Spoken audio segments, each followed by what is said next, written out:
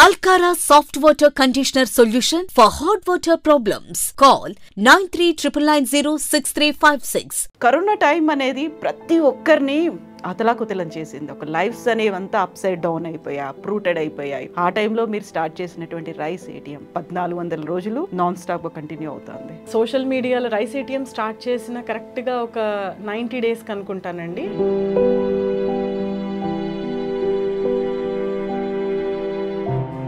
Meeting him has given me some meaning for life. మీకు వచ్చిన ఒక ఆలోచన రైస్ ఏటీఎం, అది కాస్త ప్రాజెక్ట్ ప్రిషా అయింది.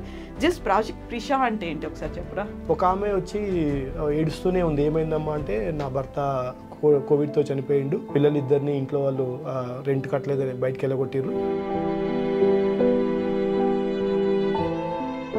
సరే మనం ఇదే పెడతామని ప్రాజెక్ట్ ప్రిషా అని పెట్టి ఎల్బీ నగర్ పోలీస్ స్టేషన్ పక్కన వాళ్ళ పర్మిషన్ తీసుకొని ఒక టీ స్టాల్ పెట్టించినాం. యశస్విని గారు, ఇందులో వచ్చిన దాంట్లో ఎక్కువగా మదర్స్ మాత్రమే అసలు మొహం చూపించుకోలేకుండా ఇలా కొంగు కప్పుకొని రావడం అనేది, మా వాళ్ళు ఎలా చూస్తారో, ఎలా రెస్పాండ్ అవుతారో అనుకున్నప్పుడు మీరున్నారు, మీ దగ్గరికి అడ్రస్ వెతుక్కుంటూ రావడం అనేది ఎలా అనిపించేది మీకు? అసలు ఎక్కడ ఎటువంటి ఆసరా దొరకలేదు. ఇక్కడికి వస్తే మా కోసం నిలబడతారు, మా కోసం ఏదో చేస్తారు అన్న నమ్మకంతో వాళ్ళు వచ్చారు కదా. అలాంటి పరిస్థితుల్లో కూడా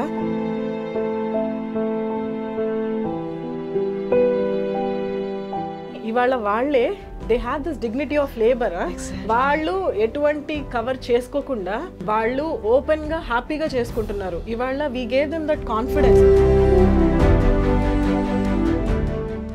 నమస్తే, నేను Kavitha. Welcome to I dream news. ప్రస్తుతం మనతో పాటుగా ఇద్దరు విశిష్టమైనటువంటి అతిథులున్నారు.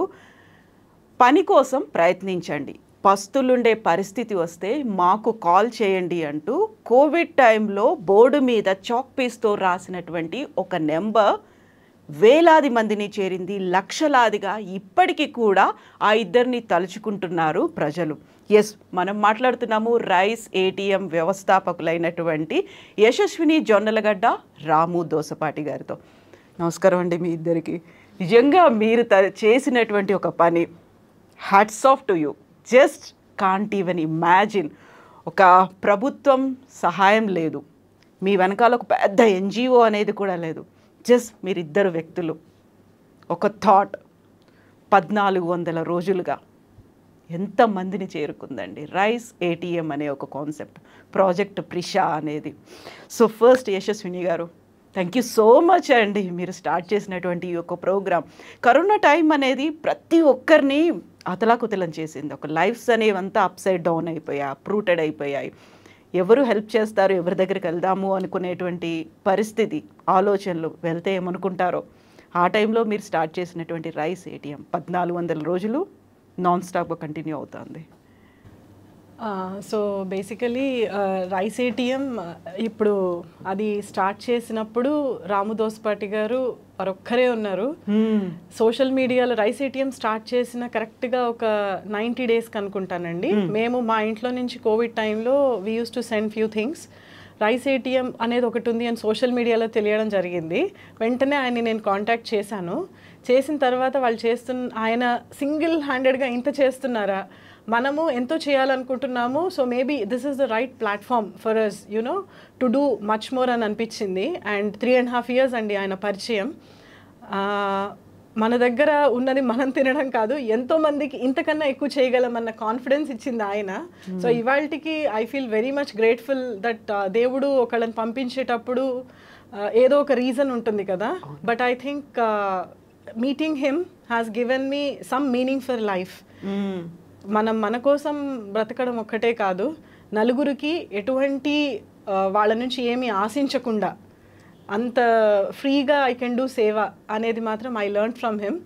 అండ్ రైస్ ఏటీఎం ఆ రోజు నుంచి ఈ రోజు వరకు పాస్ట్ 1400 days నుంచి ఎక్కువ ఎటువంటి పబ్లిసిటీ లేకుండా, అండ్ బట్ అవసరానికి ఎవరైనా ఉంటే, వాళ్ళకి ఏదైనా అవసరం ఉంటే ఖచ్చితంగా వాళ్ళు ఎప్పుడొచ్చినా పొద్దున్న నుంచి రాత్రి వరకు everything, the food is available, the groceries are available. So అట్లా రైస్ ఏటీఎం నిర్విరామంగా నడుస్తూనే ఉంది. చాలామంది ఇప్పుడు నడవట్లేదేమో అనుకుంటారు, but it's not like that. It has been running since past 1400 days without any break.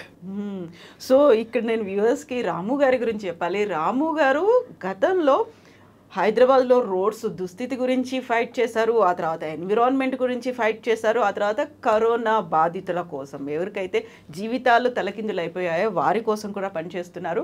Rice ఏటీఎంతో పాటుగా ప్రాజెక్ట్ ప్రిషా అనేది స్టార్ట్ చేసి ఇప్పటికీ కూడా వాళ్ళకి కావాల్సినటువంటి ఫుడ్ అండ్ గ్రాసరీస్ మాత్రమే కాదు, మందుల దగ్గర నుంచి లైవ్లీహుడ్ కోసం అవసరమైంది, జీవనోపాధి కోసం అవసరమైనటువంటి అన్ని వసతులని మన కోసం సౌకర్యాల్ని అందిస్తున్నటువంటి రాము దోస్పాటి గారు. రాము గారు, నిజంగా ఒక చిన్న అడుగుతారు అన్నారే, ఏదైనా ఒకరిని కలిసాము అనుకుంటే ఒక మీనింగ్ అనేది ఉంటుంది, దాంతో జరగాల్సినటువంటి పనులు పాజిటివ్ ఫీల్ అనేవి చాలా ఉంటాయి. వి షుడ్ క్యారీ ముందు కంటిన్యూ చేయడానికి. మీకు వచ్చిన ఒక ఆలోచన రైస్ ఏటీఎం, అది కాస్త ప్రాజెక్ట్ ప్రిషా అయింది. జస్ట్ ప్రాజెక్ట్ ప్రిషా అంటే ఏంటి ఒకసారి చెప్పరా?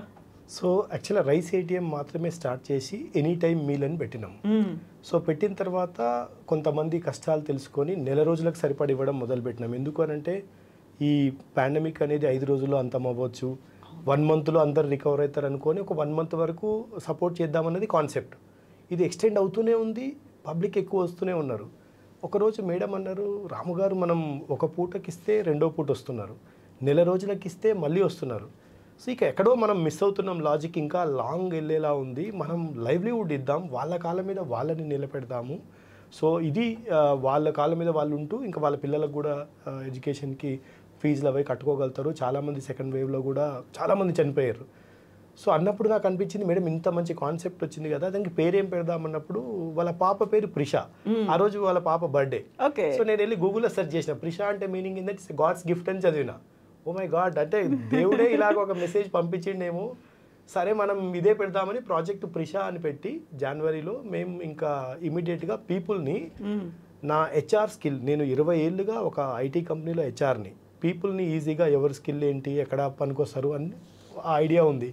సో వచ్చిన వాళ్ళందరితో మాట్లాడి అసలు వాళ్ళ స్కిల్ ఏంటి.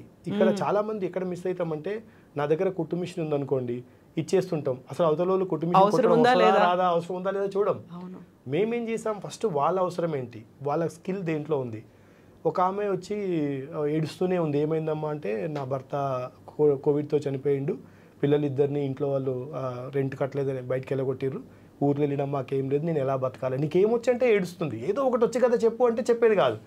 ఒక 20 నిమిషాలు మాట్లాడినాక ఒక మాట అన్నది ఏంటంటే, మా ఆయన క్యాబ్ నడిపేవాడు, హైదరాబాద్ ఇంత ఫేమస్ అయిన ఛాయ్కి ఇంటికి వచ్చే ఛాయ్ తాగేవాడు సార్, నా ఛాయ్ అంటే అంత ఇష్టం ఉండేది ఆయనకు అన్నది.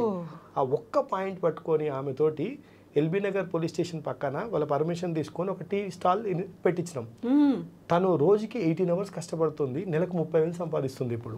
సో వాళ్ళ పిల్లలిద్దరు ఆమె చదువుకోగలుగుతుంది. సో ప్రాజెక్ట్ ప్రిషాగా ట్రాన్స్ఫార్మ్ అయిన తర్వాత మాకు కూడా చాలా హ్యాపీ ఏంటంటే, ఒక పూట భోజనం పెడితే మళ్ళీ ఆకలి అవ్వడం ఎంత సహజమో, వాళ్ళ కాళ్ళ మీద వాళ్ళని నిలబెడితే మనకు ఉండే సాటిస్ఫాక్షన్, వాళ్ళని చూసినప్పుడు వాళ్ళు సక్సెస్ అయినప్పుడు మాకు వచ్చే తృప్తి అనేది అసలు ఇంకా మాటల్లో చెప్పలేం. సో అలాగా ప్రాజెక్ట్ ప్రిషాని స్టార్ట్ చేయడం జరిగింది. ఆ ప్రాజెక్ట్ ప్రిషా క్రెడిట్ మొత్తం యశస్విని గారిది.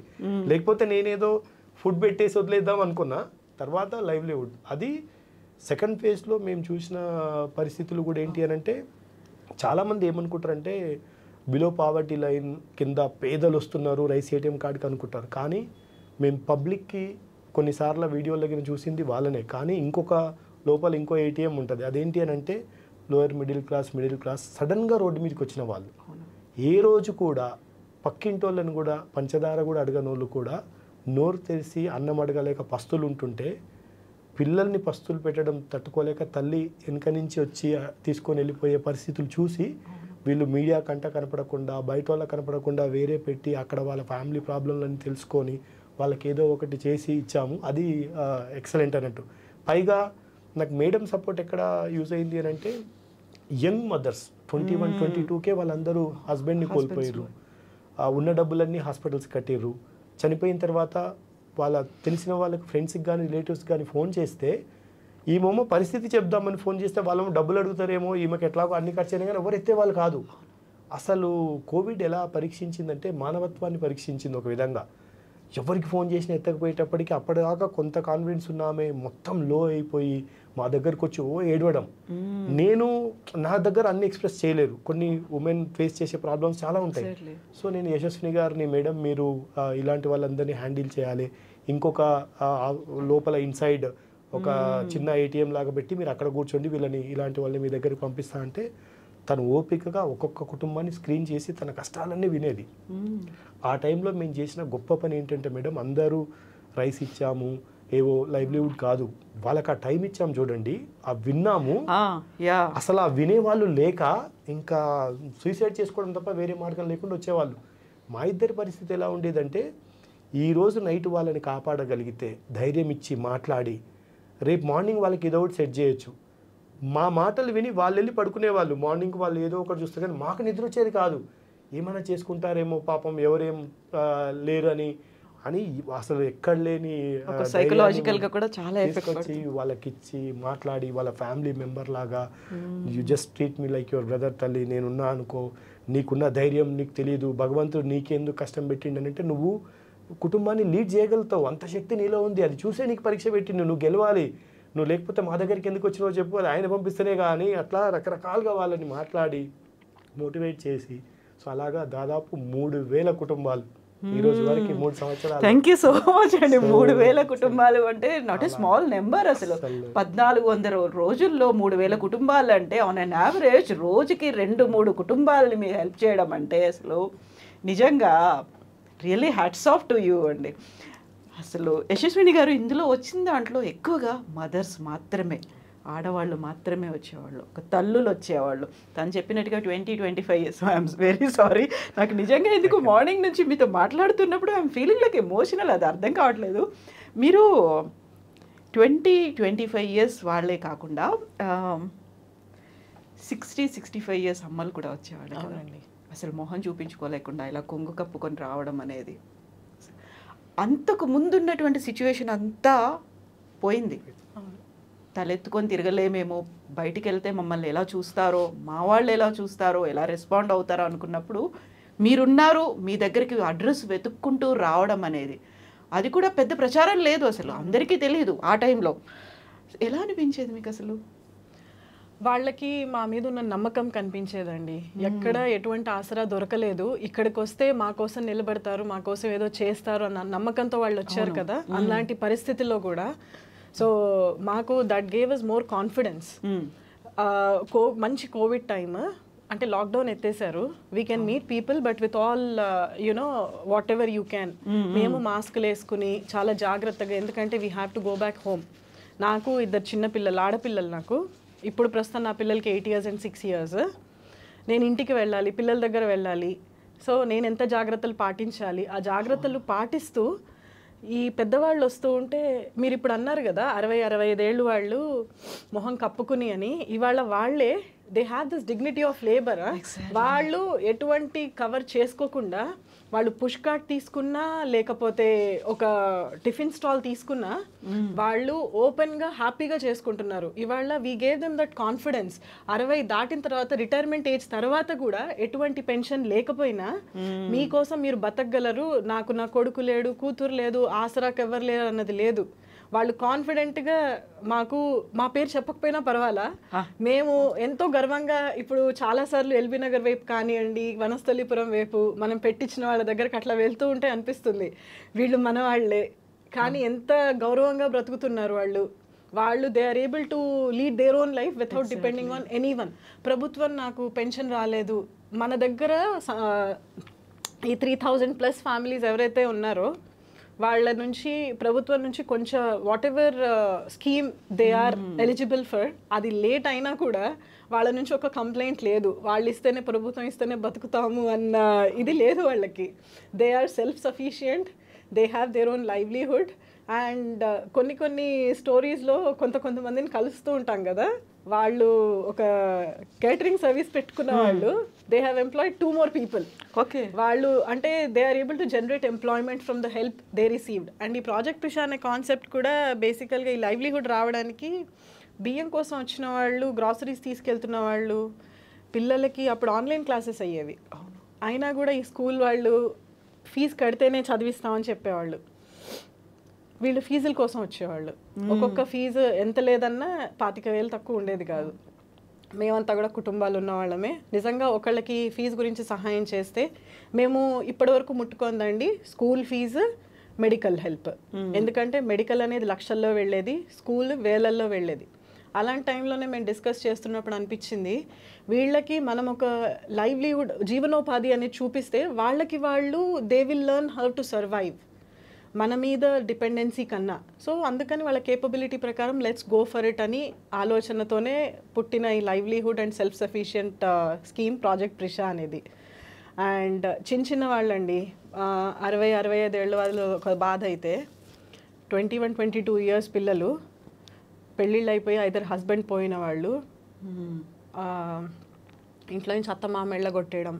అంత చిన్నవాళ్ళని చూస్తే మనమే మామూలుగా మన ఇంట్లో ఎవరైనా సపోజ్ పని వాళ్ళు ఉంటే బయట కోవిడ్ టైంలో ఇంట్లో పెట్టుకున్నాము, ఎక్కడికి వెళ్ళొద్దు ఇంట్లోనే ఉండు అని. అటువంటి సొంత పిల్లల్ని, సొంత కోడలైనా అవ్వనివ్వండి, కూతురు లాంటిదే కదా, వెళ్ళగొట్టేయడం పిల్లలతో సహా. చాలా బాధ అనిపించేది. వీళ్ళు ఇప్పుడే జీవితం స్టార్ట్ అయింది, అటువంటిది నీది అయిపోయింది ఇంకా నీ కర్మ నువ్వు ఏడు అని ఎందుకు వదిలేస్తున్నారు? అండ్ ఎస్పెషల్లీ మనము చాలా చెప్పుకుంటాం కదా దేశంలో, ఆడవాళ్ళని గౌరవిస్తాం ఇది అది అని. అండ్ మన దగ్గరకు వచ్చినప్పుడు when we have so much of thought process, నేను ఇట్లా I want to lead my nation అన్న థాట్ ప్రాసెస్ ఉన్న మనమే వీళ్ళని చిన్న చూపుగా ఎందుకు చూస్తున్నాము? ప్రాజెక్ట్ ప్రిషా అనేది సెల్ఫ్ సఫిషియెంట్ లైవ్లీహుడ్గా స్టార్ట్ అయినది ఒక విమెన్ ఎంపవర్మెంట్ అంత రెవల్యూషన్ తీసుకొచ్చిందండి. ఇప్పుడు 3000+లో 2500 are women who got the help from us. And అది చెప్పుకోవడానికి మాకు చాలా గర్వంగా ఉంటుంది. వీళ్ళంతా ఇంట్లో నుంచి బయటకు వచ్చి మేము ఏదైనా చేయగలమని అనుకున్న వాళ్ళు కాదు. కాన్ఫిడెన్స్ ఆయన సంపాదించి తెస్తున్నాడు ఎంతో అంత, దాంతో నేను పిల్లలకి చదివిస్తున్నాను, ఇంట్లో సామాన్లు కొనుక్కోవాలా, ఏదైనా I'm able to manage that అనుకున్న వాళ్ళే తప్ప, నా అంతటా నేను బయటికి వచ్చి I can do something for myself, I can become an entrepreneur. And these women are entrepreneur today. They are doing everything by themselves. They have set up their own business. And employment కూడా ఇస్తున్నారు. ఆ ఆలోచన లేని వాళ్ళు ఇవాళ ఇంతమందికి మనము we have supported, మేము హెల్ప్ చేసి పెట్టించాం. బట్ మేమేమనుకుంటామంటే ఒక చేయూతనిచ్చాము, వాళ్ళ యాక్చువల్ స్కిల్ అనేది ఎక్కడ ఉంది, we made them realise what they can do wonders. And we made them just realise. ఒక్కోసారి అనిపిస్తుంది కోవిడ్ అనేది చాలా వెరీ వెరీ అన్ఫార్చునేట్ ఇది, but you know it gave people chance to explore what they can do. మనకి ఒక limit, ఒక పరిధి అనేది లేదు. సిచ్యువేషన్ వస్తే, అంటే necessity is the mother of invention అంటారు కదా, అది ఎంత బీద కుటుంబమైనా కానివ్వండి, అది ఒక కుక్కని ఇంట్లో పెట్టి కొడితే ఎన్నాళ్ళు ఉంటుంది, సింహంలాగా తయారవుతుంది కదా. Covid has given that confidence to women. I can, I will and I am అనే situation we can see on the faces of the women whom we help today. మాకైతే చాలా గర్వంగా ఉంటుంది. అండ్ ఎస్పెషల్లీ నేను being a mother of 2 daughters ఎన్నో చూసామండి. ఆడపిల్లలు పుట్టారు అని ఇంట్లో నుంచి వెళ్ళగొట్టేసిన వాళ్ళు, హస్బెండ్ వదిలేసిన వాళ్ళు. కోవిడ్ ఒకటైతే, కోవిడ్ తగ్గుతున్నప్పుడు మన దగ్గర వచ్చే విమెన్ అంతా వీళ్ళే వచ్చేవాళ్ళు. అబ్బాయి పుడతాడు అని 4 members పుట్టిన తర్వాత ఆడపిల్లలు, అత్తగారు మావగారు హస్బెండ్ ఇంట్లో నుంచి వెళ్ళగొట్టేసిన ఆడవాళ్ళు. అంటే ఎంత టెక్నాలజీగా మనం టెక్నికల్గా ఎంత మారుతున్నా, మనం ఎంత గొప్పగా చెప్పుకున్నా, ఇంత గ్రాస్ రూట్ లెవెల్లో ఉన్న ఇలాంటివి మనం if you don't fight we cannot really call ourselves developed nation or develop people అని నేను అనుకుంటాను. ఆడ మగ ఈ కాలంలో ఉన్నది తేడా లేదు. అది ఐ థింక్ చాలామందికి అర్థమైంది, బట్ ఇంకా చాలామందికి అర్థం కాలేదు. And it doesn't you know this thought process is not pertain to any class అండి. బీద మిడిల్ గొప్పలో కాదు, ఇది అందరికీ irrespective of the stature in society నాటుకుపోయింది. గొప్పోళ్ళు అయినా సరే అమ్మాయిలు పుట్టారా అనుకునే వాళ్ళు కూడా ఉన్నారు. మా పేరెంట్స్కి మేము 2 ఆడపిల్లలం, నాకు 2 ఆడపిల్లలు. మా అమ్మ వాళ్ళు ఇట్లా మీకు ఎంతమంది పిల్లలు అంటే 2 అమ్మాయిలు అంటే 2 మైనస్లా అనేవాళ్ళు. మా పేరెంట్స్కి లేని పక్క వాళ్ళకి ఎందుకు? అండ్ ఇవాళ చూస్తే అలా అన్న ఆంటీలే అబ్బాయిలు వాళ్ళకి, వాళ్ళేమో ఇక్కడ అమెరికాలో ఉన్నారు, మేము అమ్మాయిలు 2 ఇక్కడే ఉన్నాము హైదరాబాద్లో, very close to my parents house. ఆవిడ హస్బెండ్ హాస్పిటల్ నుంచి డిశ్చార్జ్ అయిన తర్వాత ఆక్సిజన్ సిలిండర్ లేదు అంటే మనకే ఫోన్ చేశారు. వాళ్ళ అబ్బాయి యూఎస్లో ఉండి పాపం ఏం చేయలేకపోయాడు, ఏమీ చేయలేడు, అసలు పట్టించుకోలేదు, ఫోన్ కూడా చేయలేదు. మా కోడలు ఫోన్ చేయనియట్లేదని ఆవిడ బాధపడింది. మీకేంటండి, ఫాదర్ పేరు కృష్ణప్రసాద్, మీకు ఆడపిల్లలు పక్కనే పిలిస్తే పలుకుతారు, మాకు అబ్బాయిలు అసలు ఒక్కడు పట్టించుకోవట్లేదు అని. అది అబ్బాయిలు అమ్మాయిలు అని కాదు, ఆవిడ ఆ మాట అన్న రోజు ఐ ఫెల్ట్ అది విక్టోరియస్. నిజమే. అది అంటే పీపుల్ ఆర్ రియలైజింగ్. అవును, అబ్బాయిలు చూస్తారు అమ్మాయిలు చూడరు అని కాదు, అమ్మాయిలు చూస్తారు అబ్బాయిలు చూడరు అని కాదు, ఇట్ కమ్స్ ఫ్రమ్ హియర్. నా అనేది రావాలి. అండ్ ఐ థింక్ ఆ ఆలోచనతోనే ఇవాళ ఈ 3000 కుటుంబాలు కూడా నా అనే ముందరికి ఎక్స్టెండెడ్ ఫ్యామిలీ అంతే. వాళ్ళకి we're there and they are there for us. వాళ్ళు చాలా అసలు అఫ్ కోర్స్ మనని మర్చిపోరు, గుర్తుపడతారు. అండ్ వాళ్ళని ఎప్పుడు వెళ్ళి కనుక్కుంటూ ఉంటాం. అయిపోయింది మన పని అయిపోయింది అనుకోం మేము, వెళ్తాము అండ్ ఎట్లా నడుస్తుంది, ఏదైనా ప్రాబ్లమా, లొకేషన్ ప్రాబ్లమా. అండ్ రాము గారు చెప్పినట్టు ఇందాక ఈ కేపబిలిటీస్ టెస్ట్ ఒక్కటే కాదు వాళ్ళకి. చాలామంది నేను కుడతానని వచ్చేవాళ్ళు, నేర్చుకున్నాను లేకపోతే నేర్చుకుందాం అనుకుంటున్నాను. కాదమ్మా, నువ్వు నేర్చుకుంటేనే రా, లేకపోతే what are you good at. ఇప్పుడు నీది ఇమీడియట్ రిక్వైర్మెంట్ అనుకో, what are you good at. ఇది కాదు నేను టిఫిన్ బాగా చేస్తాను, అసలు వాళ్ళ చేత చేయించి ఇచ్చేవాళ్ళం మనం. మన స్క్రూటినీ చాలా గట్టిగా ఉండేది. ఇప్పుడు మనకి టీం ఎవరు ఉండేవాళ్ళు అంటే ఇట్లా క్యాబ్స్ నడుపుకొని, అప్పుడు క్యాబ్స్ రన్ అయ్యేవి కాదు కదా, వాళ్ళ ఫ్యామిలీస్ని మేము చూసుకుంటూ ఈ క్యాబ్ డ్రైవర్స్ని we use to take them as team. ఆ ఇంటికి పంపించేవాళ్ళం ఎవరైతే మనకి రిక్వెస్ట్ వచ్చేవాళ్ళో. We use to send them project Prisha కింద లైవ్లీహుడ్. ఎవరైతే మన దగ్గర రిక్వెస్ట్ వచ్చేవాళ్ళో మాకు ఇది కావాలి అని. ఎందుకంటే ప్రాజెక్ట్ ప్రిషా కాన్సెప్ట్ వచ్చి only like you should be the only breadwinner in the family. నాకు ఆల్రెడీ మా ఇంట్లో somebody is earning and this is my secondary అని కాదు, only you should be the only breadwinner. దానికోసం వీళ్ళని use చేసుకుని ఆ అడ్రస్కి వెళ్ళి చూసిరా, చుట్టుపక్కల చూసిరండి, ఎంక్వైర్ చేసి if they are really eligible. ఎందుకంటే ప్రతి పైసా రైట్ పర్సన్కి వెళ్ళాలి. If not 100%, at least 90% it should go to the right person అన్న ఒక చిన్న కాన్సెప్ట్తో అట్లానే చేశాము. And yes, we are here today. Exactly. So Ramu garu 1400 రోజులు, 3000కు పైగా ఫ్యామిలీలు, వాళ్ళకి కావాల్సిన వసతులు అన్నీ, వాళ్ళకి ఏమేం కావాలి, ఫుడ్ కావాలి, గ్రాసరీస్ కావాలి, ఏటీఎం అంటే any time meal, medicine and milk, ఇవన్నీ సమకూర్చుకోవాలి అంటే అప్పుడున్నటువంటి పరిస్థితుల్లో బయటికి వెళ్ళడం కష్టంగా ఉంది. ఈవెన్ మన ఇంటి కోసం వెళ్ళి గ్రాసరీస్ తెచ్చుకుందాం, కూరగాయలు తెచ్చుకుందాం అనుకున్నప్పుడే కష్టంగా ఉంది. ఇంతమంది లైన్లలో ఉన్నప్పుడు వాళ్ళకి కావాల్సినటువంటి ఫెసిలిటీస్ కోసం హెసిటేషన్ ఉండొద్దు. మళ్ళీ లేదమ్మా అయిపోయాయి ఈరోజు కాదు రేపు పొద్దున రండి అని మీరు ఆ మాట అనలేరు. ఇవన్నీ ముందు మీరు సమకూర్చుకోవాలి, ఆ తర్వాతే వాళ్ళకి ప్రొవైడ్ చేయొచ్చు. చాలా టఫ్ టాస్క్ కదా అది. చాలా టఫ్ అంటే చాలా టఫ్ అండి. అసలు యాక్చువల్గా ఇది ఎందుకు పెట్టాల్సి వచ్చింది అని అంటే నా వరకు నేను చాలా గొప్ప దేశభక్తుడిని. నేను ప్రూవ్ చేసుకోవాలంటే మోడీ గారు చెప్పినట్టుగా ఇంట్లోంచి బయటికి వెళ్ళొద్దని చెప్పి మొత్తం బిగించుకొని కూర్చున్నాను.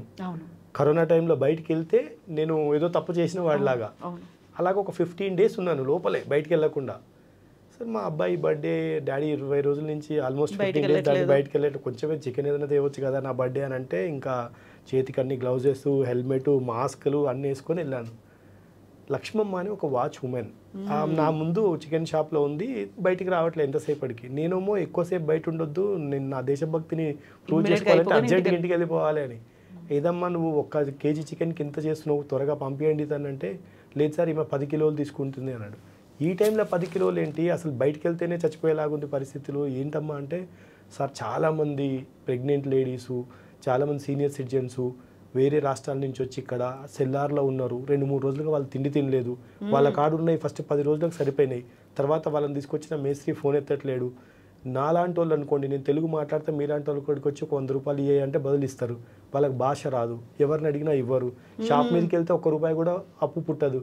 మరి వాళ్ళకి ఎట్లా వెళ్తుంది సార్? అందుకనే నేను వెళ్ళి వాళ్ళకు చికెన్తో అన్నం పెడితేందంటే జర టీవీలలో చెప్తున్నారుగా ఎక్కువ ఎనర్జీ వస్తుందని నేను తీసుకెళ్తున్నట్టే, నీ జీతం ఎంత అని అడిగిన. 6,000 అని చెప్పింది. ఈరోజు నువ్వు ఎంత ఖర్చు పెడుతున్నావు ఇంతమందికి భోజనానికి అంటే 3,000 ఖర్చు పెడుతున్నావు సార్ అన్నది. మరి నీ పరిస్థితి ఏంది తర్వాత అని అంటే, మీలాంటి వాళ్ళు ఉన్నారుగా సార్ చూసుకోవడానికి అని అన్నది. మీరు నమ్మరు, తను నాకు తెలిసి 1వ తరగతి కూడా చదవలేదు, చేసేది ఒక వాచ్మెన్గా చేస్తుంది. లాగి చెంప మీద కొట్టినట్టు అనిపించింది నాకు. మరి నేను ఇంత చదువుకున్నా, ఇంత పెద్ద కంపెనీలో జాబ్ చేస్తున్నా, సమాజానికి ఏదో ఒకటి చేస్తా అని ఎప్పుడు ఏదో ఒక పని చేసేవాడిని. ఎంతసేపటికి నేను నా ఫ్యామిలీకి నెల రోజులకు సరిపడా సామాన్లు ఉన్నాయా, ఊర్లో ఉన్న మా పేరెంట్స్కి నెల రోజులకు సరిపడా ఉన్నాయా, డోర్ వేసుకొని లోపల కూర్చోవాలి, ఎందుకంటే సేఫ్గా ఉన్నానా.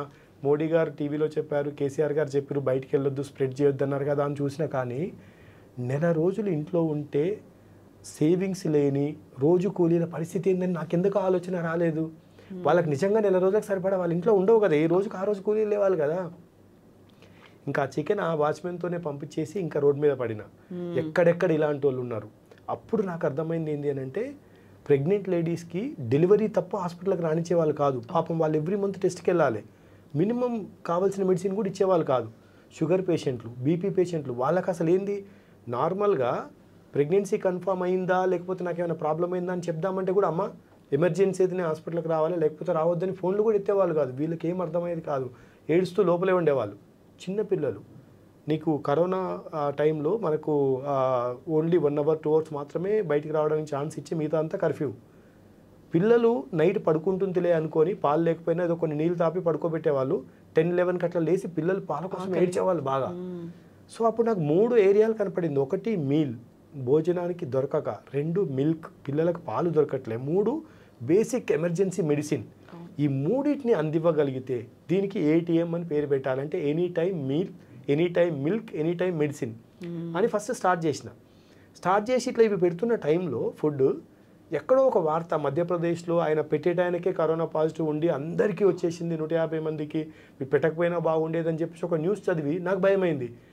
పెట్టేటప్పుడే వస్తే అందరికీ ఇబ్బంది కదా, అయితే ఇలా పెట్టకూడదేమో. దానికి ముందర రైస్ అని యాడ్ చేసి రైస్ ఏటీఎం. సో రైస్ని ప్యాక్ చేసి, ఎందుకంటే వాళ్ళు ఉండే సెల్లార్ల దగ్గర ఎక్కడో దగ్గర వండుకోవడానికి ఉంటున్నాయి కదా, 5 రోజులకు సరిపడా ప్యాక్ చేసి అక్కడ పెట్టి దూరంగా నిలబడే వాళ్ళం, వాళ్ళు వచ్చి తీసుకొని వెళ్ళిపోయేవాళ్ళు. సో అలా జర్నీ స్టార్ట్ చేసి ఫస్ట్ మేము ఏమనుకున్నాం, ఒక వారం రోజులు, ఒక నెల రోజులు అయిపోతుంది అనుకున్నాం. ఈ ఫస్ట్ ఫేజ్ అయిపోతుంది, సెకండ్ ఫేజ్ అవుతుంది అనుకొని మొదలుపెట్టింది. చాలా మంది మాకు ఇదే అడిగేవాళ్ళు, నిజంగా మీరు ఇన్ని రోజులు చేస్తా అనుకున్నారా అంటే, స్టార్ట్ చేసినప్పుడు వారం కోసం అని మొదలుపెట్టింది, ఇంత ఎక్స్టెండ్ అవుతుంది. మీరు నమ్మరు, కోవిడ్లో కన్నా పోస్ట్ కోవిడ్ ఎఫెక్ట్ చాలా మందికి ఎక్కువ ఉండే. దాని ఎఫెక్ట్ అప్పుడు ఎందుకు అర్థం కాలే అంటే, ఉన్న చిన్న చిన్న సేవింగ్లు, మెడలో ఉన్న చిన్న బంగారం తాకట్టు పెట్టో, బదులు తెచ్చుకున్న ఏదో మొత్తానికి సర్వైవ్ అయ్యారు. బట్ పోస్ట్ కోవిడ్ ఏమైంది అని అంటే, ముఖ్యంగా హైదరాబాద్లో వరదలు ఒకటి అప్పట్లో నవంబర్ డిసెంబర్ విపరీతంగా వచ్చింది. Main affected area LB Nagar. ఫ్యామిలీలు రోడ్డు మీద ఎక్కడో ఫంక్షన్ హాల్లోనో గవర్నమెంట్ స్కూళ్ళలోనో ఎక్కడో తీసుకొచ్చి పెట్టారు. కరెక్ట్గా అప్పటికి మేము రైస్ ఏటీఎం సెటప్ పెట్టినాం. ఇంకా కోవిడ్ ఆపి ఫస్ట్ వీళ్ళకు సర్వ్ చేయడం స్టార్ట్ చేసినాం, ఎందుకంటే వీళ్ళు మొత్తం వరదలు మునిగిపోవడం ఉంటున్నాయి కదా. సో అట్లా వాళ్ళకు అలాగా సెటప్ చేసింది. ఒక ఏదో చిన్న దానికోసమని మొదలుపెట్టింది. ఇన్ని వేల మందికి, ఇన్ని లక్షల మందికి నిజంగా టైంకి భోజనం పెడతామని అనుకోలే. ఒక్కటే అనుకున్నా మేడం కాన్సెప్ట్, 1 కోటికి పైగా ఉన్న ఈ నగరంలో కూటికి కూడా లేక ఒక్కరు చనిపోయారన్న వార్త వినపడినా మనకు నిద్ర పట్టదు. అలాంటప్పుడు ఇంతమంది ఉన్నాం, ఇంత భోజనం పెట్టలేమా, ఎన్ని రోజులైతే అన్ని రోజులు చేద్దాం, ఏ ఎక్స్టెండ్ అయినా పోదాం. మీరు నమ్మరు, ఒక స్టేజ్లో ఎలా అయిపోయేదంటే, నా క్రెడిట్ కార్డులన్నీ నిండిపోయినాయి, నేను ప్రావిడెంట్ ఫండ్ వాడేసిన, సేవింగ్స్ అన్నీ అయిపోయినాయి. కానీ ఒక షాప్ అతన్ని రిక్వెస్ట్ చేసిన, నువ్వు ఇన్ని రోజుల నుంచి చూస్తున్నావు కదా, కొంచెం నాకు అప్పు పెట్టండి, నేను మీకు తర్వాత ఇస్తా అని. సో తను ఒక బుక్ పెట్టి, అప్పుడు ఎందుకంటే నార్త్ వాళ్ళు ఎక్కువ రైస్ తినే వాళ్ళు కాదు, మాకు కొంచెం గోధుమ పిండి పియండి, సబ్జీ ఏదో డిఫరెంట్ అడిగేవాళ్ళు, పాపం రోజు కష్టం కదా. సార్ ఒక షాప్లో పెట్టేసి దాన్ని ప్యూర్గా రైస్ ఏటీఎం కోసమే పెట్టిన. తను ఎండ్ ఆఫ్ ద డే ఒక మెసేజ్ పెట్టేటోడు, సార్ ఈ రోజుకి 3,15,000 బ్యాలెన్స్ ఉంది సార్ అని. మీరు నమ్మరు, నేను రేపు తెల్లారే వరకల్లా నాకేమన్నా అయితే నన్ను నమ్మిన ఆయన ఆగమవద్దని ఒక పేపర్ మీద రాసుకొని నేను ఎవరెవరికి ఇవ్వాలని నాకు వైఫ్కి మధ్యలో పెట్టుకొని పడుకునేవాడిని. ఎందుకంటే నాకేమైనా జరిగినా ఐఎమ్ ఆన్సరబుల్ టు దెమ్, వాళ్ళకి పే చేయాలి అని. అంటే ఎగ్జాక్ట్లీ అలా ఉండి, ఇంకా రేపు నెక్స్ట్ డేకి ఇంకా నాకు అవ్వదు అనుకున్న టైంలో యశస్విని గారిలాగా ఎవరో ఒకరు, లేదు రాము గారు మనం స్టార్ట్ చేద్దాం, ముందుకెళ్దాం, మనం ఇది మీరు చెప్పిన కాన్సెప్ట్ చాలా మంచిది. సో కొంతమంది నాకు అడ్వైజ్ ఇచ్చిరు, ఏంటంటే ఎన్జిఓని పెట్టవచ్చు కదా, సపోర్ట్ తీసుకోవచ్చు కదా మీరు అని. అంటే నేను ఎన్జిఓ నడిపేవాడిని కాదు, నేను ఒక సాఫ్ట్వేర్ కంపెనీలో ఉద్యోగస్తుని, ఉదయం పోతే రాత్రికి వస్తా. ఇప్పుడు ఏదో అనుకోకుండా వచ్చిన కష్టానికి కాస్త ఏదో హెల్ప్ చేద్దాం అనుకున్న తప్ప, మేము ఎన్జిఓ పెట్టి ఆ లక్ష్యం కాదుగా మాది, మళ్ళీ అయిపోగానే జాబ్కి వెళ్ళిపోయే వాళ్ళం కదా. సో అట్లా అని చెప్పేసి ఉన్న సేవింగ్స్లో నుంచే నెమ్మదిగా అడ్జస్ట్ చేసుకుంటూ, ఏదో చిన్న చిన్న పొదుపులు ఉంటే అవన్నీ క్లియర్ చేసుకుంటూ ఈ 1400 రోజులు జర్నీ. తర్వాత యశస్విని గారు స్టార్ట్ అయిన తర్వాత ఇంకా ఎక్కువ హ్యాపీనెస్ ఏమొచ్చింది అని అంటే, సక్సెస్ స్టోరీస్. అసలు ఆ సక్సెస్ స్టోరీస్ ఎలా ఉంటాయంటే మేడం, ఒక అమ్మాయిలు పుట్టిరని పంపిస్తే ఇంటికి పేరెంట్స్ పరిస్థితి ఎలా ఉండేది తెలుసా, తను ఇంకా పెళ్లి చేయాల్సిన 2 అమ్మాయిలు ఉండేది, 2 మగ్స్ నిండా ఆయన టీ చేసుకొని 2 ఫ్లాస్కోలు ఇంటింటికో షాప్లను ఎవరికన్నా చాయ్ పోస్తే తప్ప ఇంట్లో వెళ్ళని పరిస్థితి. అలాంటి ఆయనకి మళ్ళీ ఏమో 2-3 పిల్లలు తీసుకొని వచ్చి ఇంటి మీద ఉంటే అలా పరిస్థితి ఏం చెప్పండి. ఎక్స్ట్రా బర్డెన్గా ఫీల్ అయ్యేవారు. అసలు వీళ్ళకే ఫుడ్ పెట్టలేని పరిస్థితిలో అలా అని కూతురుని వదులుకోలేరుగా తల్లిదండ్రులు.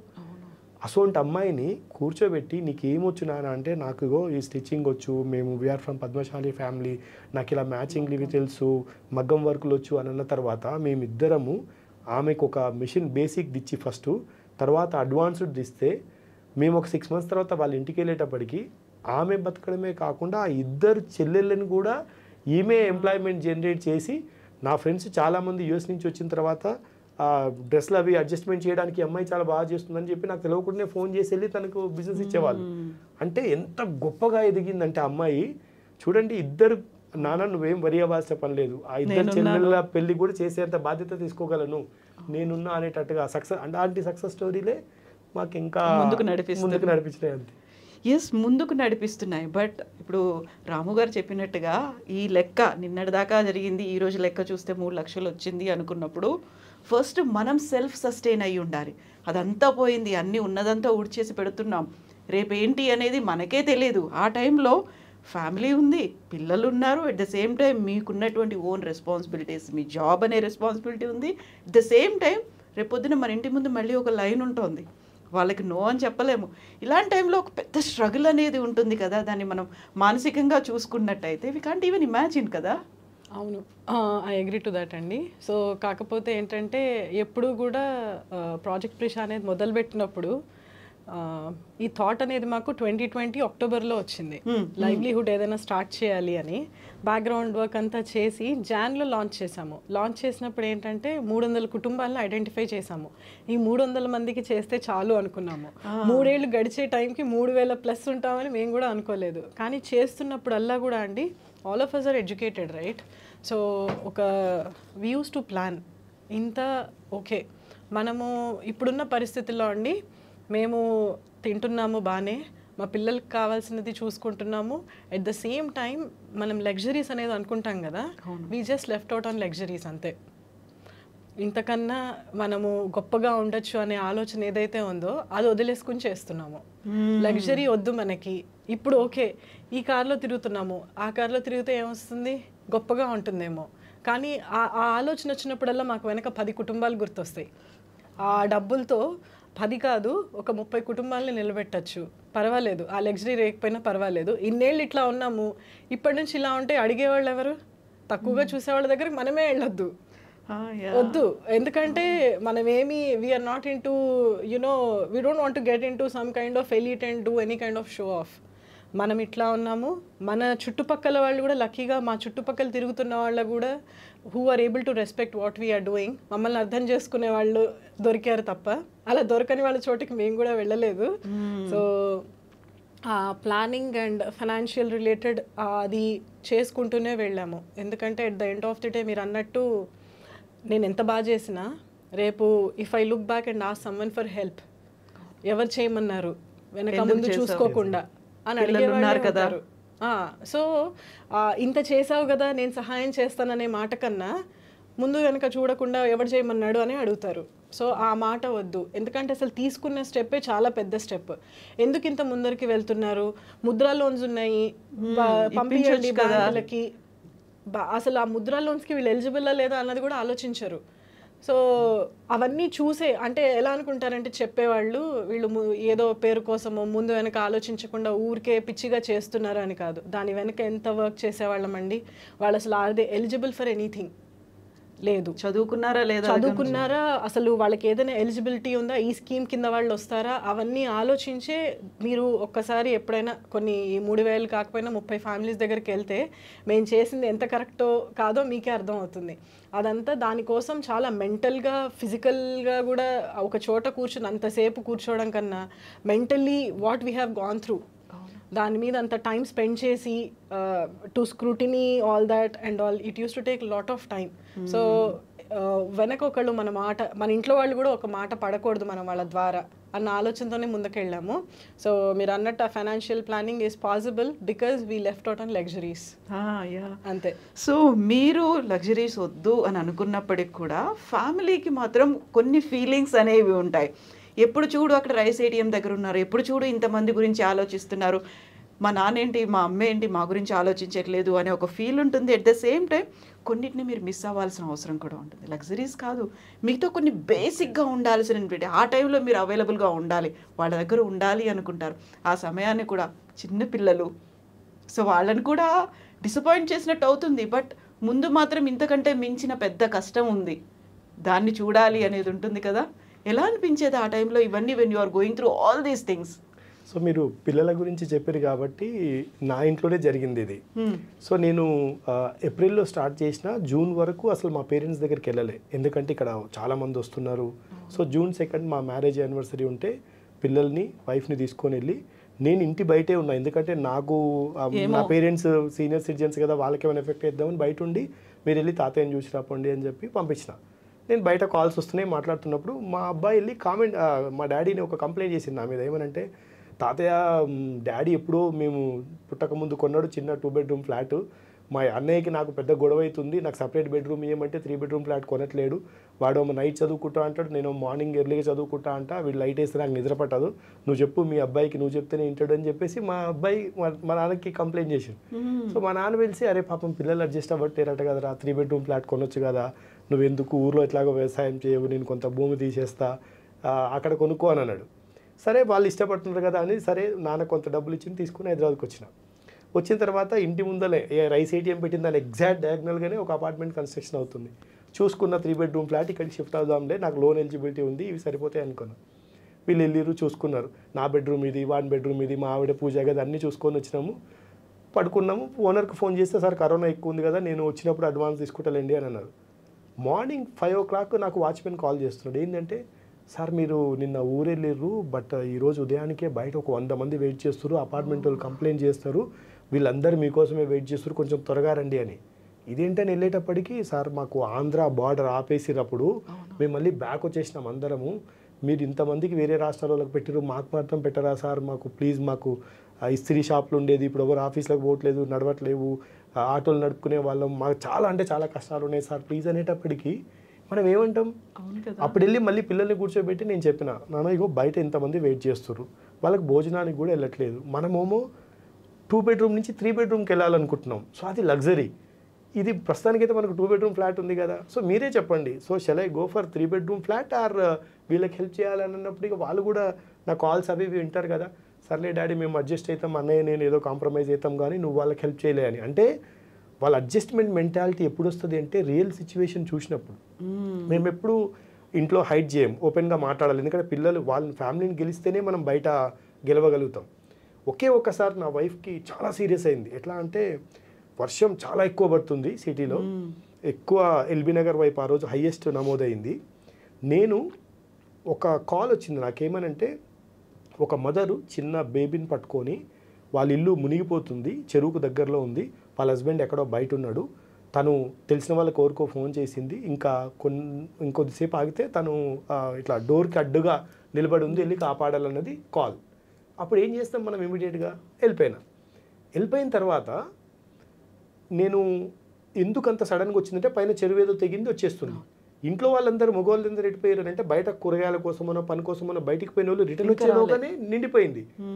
ఆ టైంలో నేను సరే వైఫ్ ఫోన్ చేస్తుంది, ఫోన్ స్విచ్ ఆఫ్ చేసి పెట్టినప్పుడు నేను ఫస్ట్ ఒక మెసేజ్ ఇవ్వాలి అందరికీ, ఏమని ఇక్కడ ఇంత ఇబ్బంది ఉంది ఇటువైపు రాకండి అని. సో మేము ఎక్కడో ఫేస్బుక్లో ఎన్నో లైవ్ పెడతాం, ఇటువైపు చెరువు తెగింది, దయచేసి మీరు బయటికి వెళ్ళిన వాళ్ళకి ఇబ్బంది అవుతుంది, లోపలికి రాకండి. ట్రాన్స్ఫార్మర్ ఉంటాయి అక్కడే, చెరువు ఎప్పుడు కొట్టుకుపోతామో తెలియదు.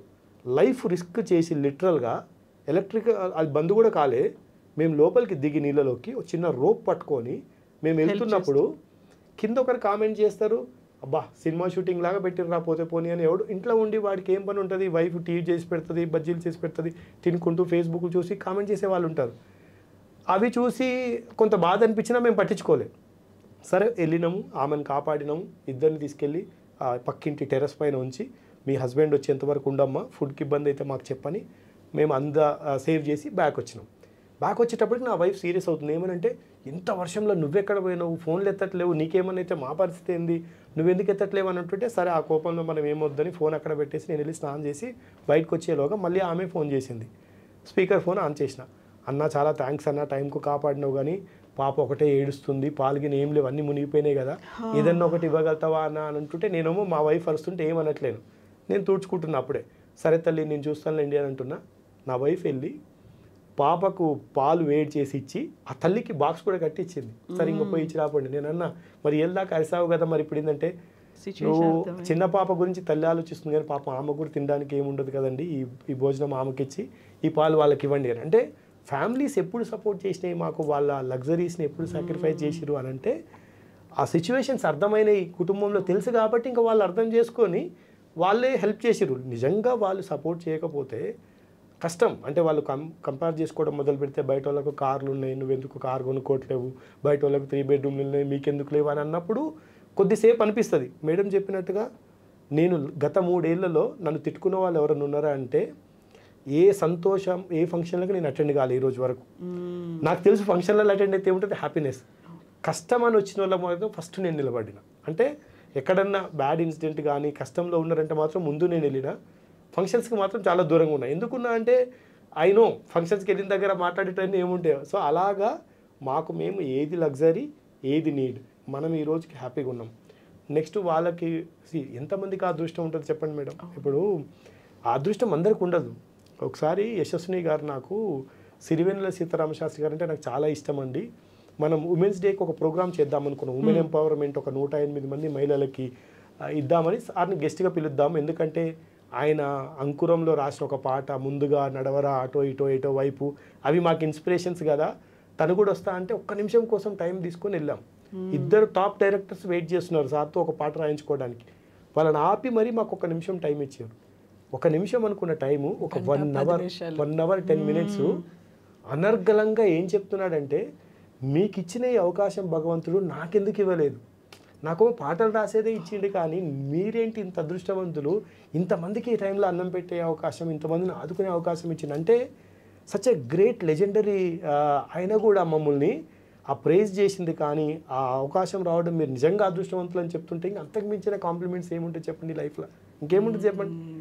సో మీరు ఆ కాంప్లిమెంట్స్ కావచ్చు, సాటిస్ఫాక్షన్ కావచ్చు, మన దగ్గరికి వచ్చిన వాళ్ళకి కాదనకుండా మనం హెల్ప్ చేసాము అనుకోవడం కావచ్చు, ఎండ్ ఆఫ్ ద డే చివరికి ఏం మిగిలింది అనుకున్నప్పుడు నేను నా పిల్లలకి ఏం చేశాను అనేది ఒకటి వస్తుంది. లేదు వాళ్ళు ఆ టైంలో నన్ను మిస్ అయ్యారు కదా అనేది ఒక ఫీల్ ఉంటుంది. At the same time government ఇన్ని ప్రోగ్రామ్స్ చేస్తుంది, ఎన్జిఓస్ ఇన్ని ప్రోగ్రామ్స్ చేస్తున్నారు, వాళ్ళందరూ కాకుండా 2 ఇండివిజువల్స్, కేవలం 2 మాత్రమే 1400 రోజులుగా ఇన్ని పనులు చేస్తూ వస్తున్నారంటే ఎంత మీకు సాటిస్ఫాక్షన్ వచ్చినప్పటికీ, ఎంత వాళ్ళు సెల్ఫ్ సస్టైన్గా వాళ్ళ కాళ్ళ మీద వాళ్ళు నిలబడ్డారు అనుకున్నప్పటికి కూడా ఫైనాన్షియల్గా ఆలోచించుకోవాల్సిందే కదా.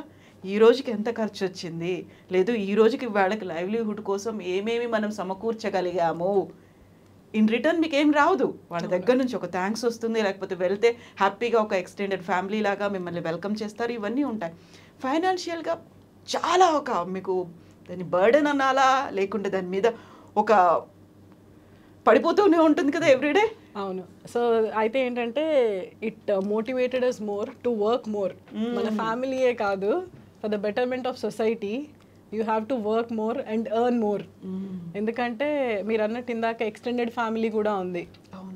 సో లక్కీగా నా వరకు నా పేరెంట్స్ కానీ నా ఇన్లాస్ కానీ they are not dependent on us. So పిల్లలు హస్బెండ్ అంటారా, of course husband he is earning, పిల్లలు చిన్నోళ్ళు, బట్ చిన్నోళ్ళు కాబట్టి ఇంకా ఫ్యూచర్ గురించి ఎక్కువ ఆలోచించాలి. So that always keeps me motivated.